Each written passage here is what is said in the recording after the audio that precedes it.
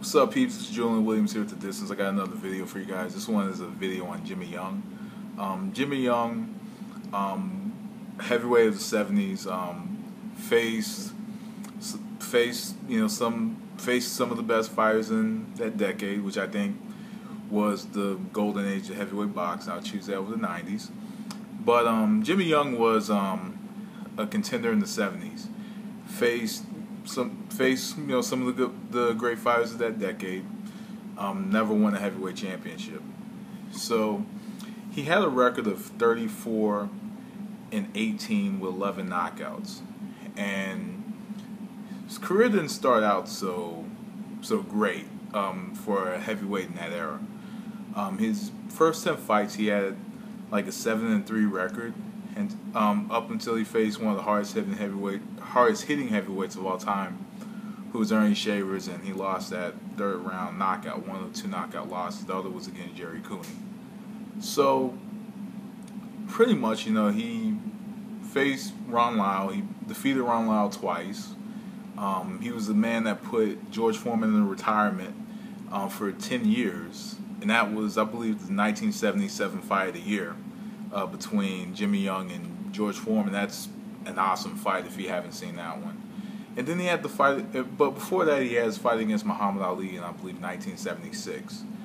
I've watched the fight a few times, and me personally, I think, there are people that will say that Jimmy Young out-hustled and outperformed Muhammad Ali in that fight. Me personally, I thought Ali won.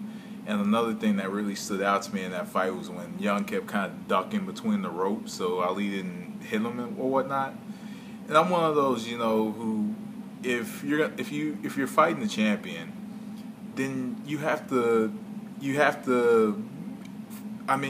fight. Don't dip under the ropes, things of that nature. And I believe that was probably a tactic that he had, because the thing about it was Ali was timing them quite well. So I can understand to a degree, but it is what it is. And he had lost to Ken Norton. That was another good fight.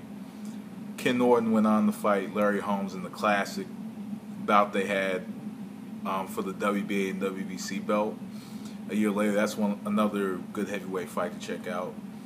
But after George Foreman, he fought he kept fighting, and then he fought Jerry Cooney, and the fight was stopped because he had like a nasty cut on his eye, I believe, and that fight had to be stopped. And and he also lost to Michael Dokes as well, due to like a 10-round decision, I believe. And then came back in 1981 and had like 5 fights, not against the best contenders, but he had 5 fights and won all 5 and got the 1981 Comeback Fighter of the Year. Faced Greg Page, lost. The next few years were not the best boxing years for him, and he ended his career at 40 years old. One thing that stood out to me with Jimmy Young is he was quick on his feet, had quick hands, decent timing, fought well going backwards, clinched when they came towards him when he'd be on the ropes.